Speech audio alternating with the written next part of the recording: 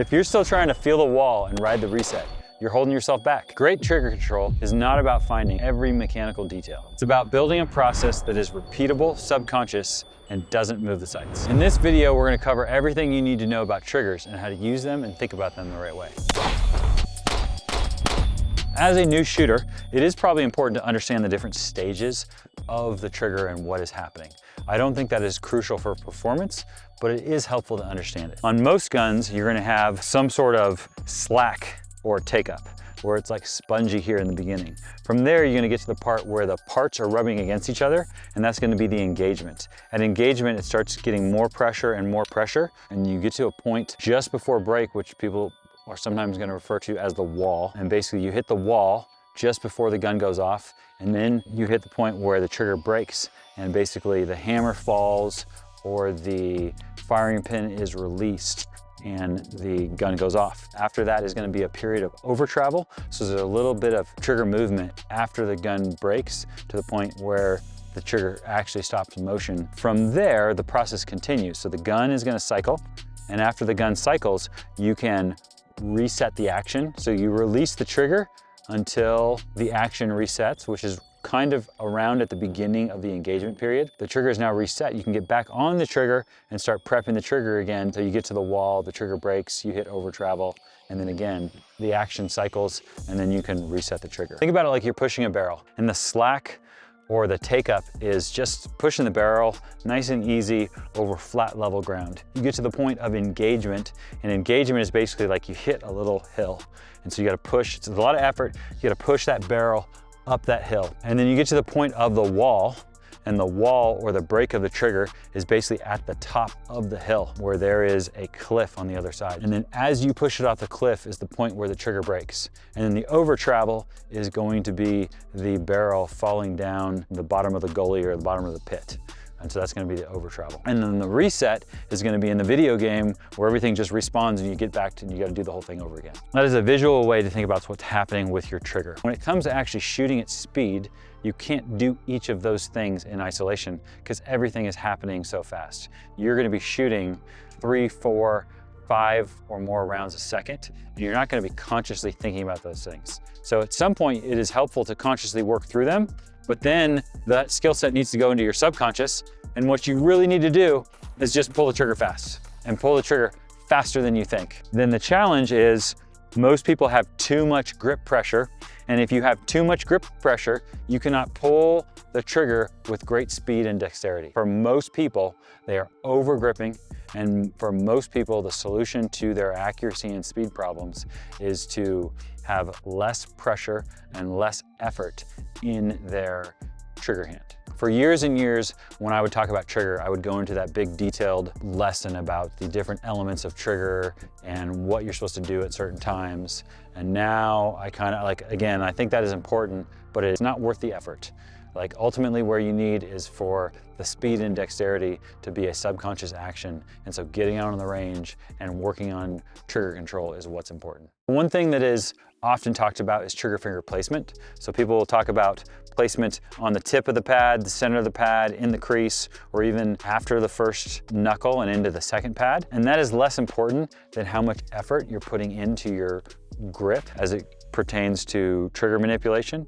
And you should play around with sinking your trigger finger in there different amounts, but it's pretty simple to basically look at the gun and watch the gun, and I can play with different positions and see which position disturbs the sights the least. And I can just look over the top of the gun, or I can sit here and aim out, and I can just watch my sight, and I can play with different positions and see which position disturbs the sights the most. And for me, out on my tip disturbs it a fair amount with a handgun.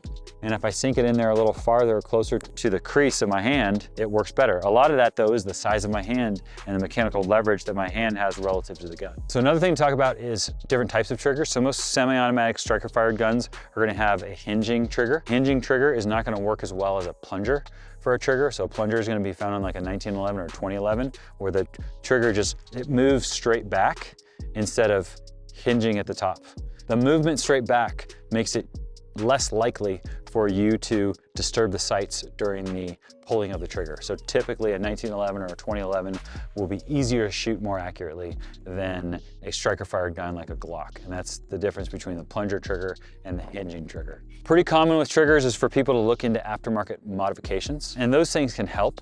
And you can have less take up, or you can have lighter trigger pull, you can have shorter reset, you can do all sorts of things with triggers. If you are ultimately, just like most equipment modifications, they don't really solve a skill problem. The right answer is to put more time and energy into dry fire, into shooting, into training, to get more experience, to understand how to properly manipulate the trigger, and focus less on equipment. So the last thing I think to cover is the idea of follow through. So it's super common for people talk about follow through when it comes to shooting. And if you think about follow through just in an abstract, so you think about like throwing a football or swinging a golf club or something like that. Follow through is basically like you have the point where you release the ball or where you hit the ball, and then you have the continuation that happens beyond that, right? And follow through is the thing that is the continuation of it.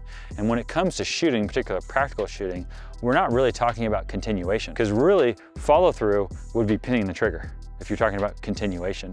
And we all know that pinning the trigger is a bad thing. You don't actually want to follow through on your shot with a pinning of the trigger, holding it to the rear. Obviously, people are probably gonna argue with me, but that is more consistent with the general notion of what follow through is in most sports.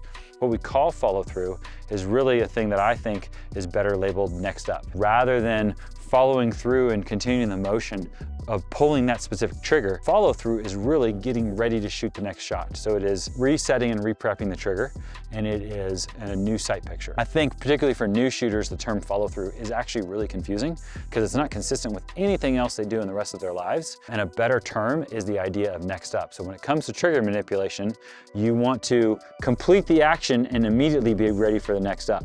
And again, that's where the speed comes from. That's why you don't want to over grip. If you grip too hard, you are going to be tempted to pin the trigger.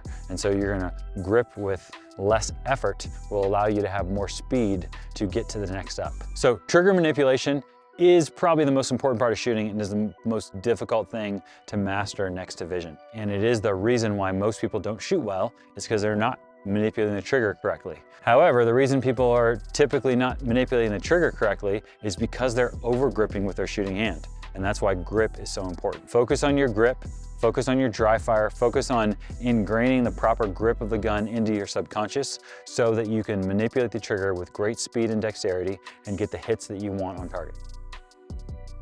If you're still trying to feel the wall and ride the reset, you're holding yourself back. I'm gonna turn that into a GIF. It just keeps it going.